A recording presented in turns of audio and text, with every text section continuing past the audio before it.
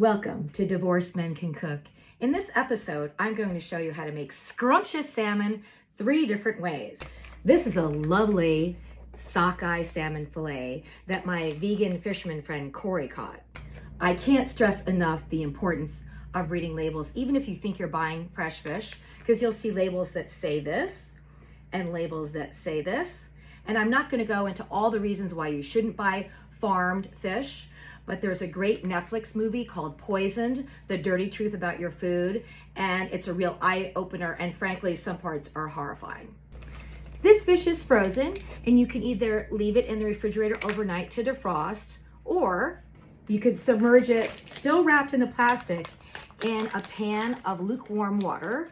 And usually what I do to keep it submerged is to put a couple bowls or things on top of it so that the water is completely covering the fillet. Depending on which recipe you choose, you can either use olive oil and minced garlic, Japanese barbecue sauce, mayonnaise and Dijon mustard, lemon, and then have on hand a baking sheet, aluminum foil, and parchment paper.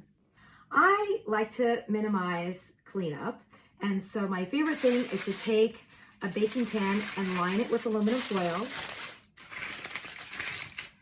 and then put parchment paper on top. They come in rolls, but I like the pre-cut sheets. Easier. Voila. Preheat your oven at 425 degrees. The amount of time that you will need to cook the fillet depends on the thickness. It's about 5 minutes for every ½ inch. Take the fillet out of the plastic.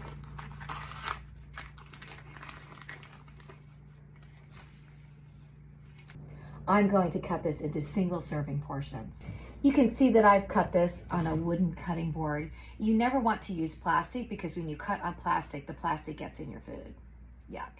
For this first fillet, I'm just going to put some olive oil on there, spread it around, and put on some garlic.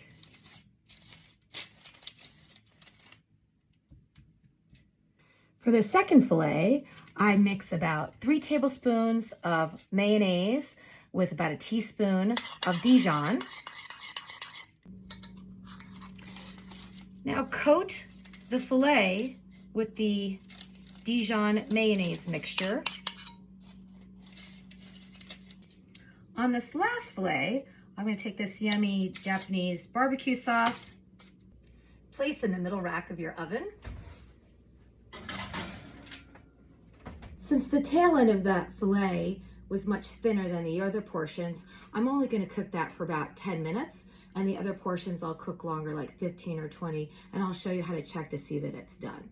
It's been about 10 minutes, and I've pulled them out of the oven, and the way you can see whether the fish is cooked or not is you just take a little knife in there, and you can look at the color of the fish to see that it's no longer translucent. Some people like their salmon a little undercooked or raw, just depending on what you prefer. I like mine cooked all the way through. So I'm going to pull off this first fillet. I'm adding a little bit more Japanese barbecue sauce to this fillet. It'll give it a stronger flavor. I put the other fillets in for another 5 minutes, and I've pulled them out now, and I can see that they're cooked just the way I like them. Cleanup is super easy with that aluminum foil and parchment paper. Take that off the pan, and it's perfectly clean. And here's the finished product. I hope you enjoy your scrumptious salmon.